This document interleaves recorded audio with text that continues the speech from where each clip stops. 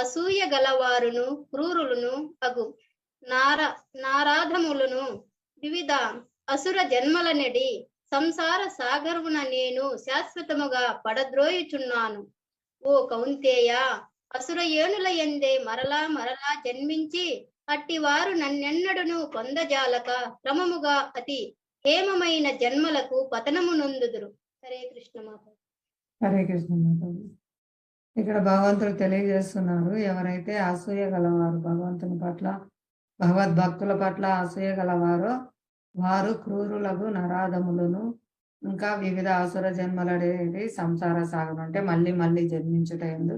చూడండి, ఇక్కడ అనాగరికులు అడవి జాతుల్లో ఉన్నారు, చాలా క్రూరంగా ఇటువంటి ఆసుర జన్మల్లో వాళ్ళు జన్మ తీసుకోవాల్సి వస్తుంది. తర్వాత ఇంకా ఆసురయ్యనులందే మరలా మరలా జన్మిస్తూ ఇంకా నీచ జాతులైన జంతువులు, జలచరాలు, పక్షులు, కీటకాలు, చూడండి కీటకాలు, పక్షులు, జంతువులు, చెట్లు, ఇలా ఇంకా వాళ్ళు ఇంకా హీన జన్మకు, ఎందుకంటే అక్కడ ఇంకా పాపకర్మలు చేసి వాళ్ళ యొక్క కోరికలు, వాళ్ళ యొక్క కర్మానుసారం వాళ్ళు ఇంకా మరింత మరింత నీచ జాతులకే పతనం అవుతూ ఉంటారండి. వాళ్ళు ఎన్నడూ భగవంతుని పొందజాలరు అని చెప్తున్నారు. ఎలా అంటే కేవలం భక్తుల యొక్క నిర్హేతుక కారణం వల్లనే మనం భగవంతుని గురించి తెలుసుకోవడము, ఈ భక్తి యోగాన్ని ఆచరించడం ద్వారా సులభంగా భగవంతుని పొందుతారండి. మనం మృగారి కథ చూసుకున్నాం కదా, మృగారి ఎంత క్రూరంగా వేటాడి హింసించేవారు, కానీ నారద మహర్షి దయ వల్ల వాళ్ళు ఎంతో సాధు పురుషులుగా తయారై భక్తులుగా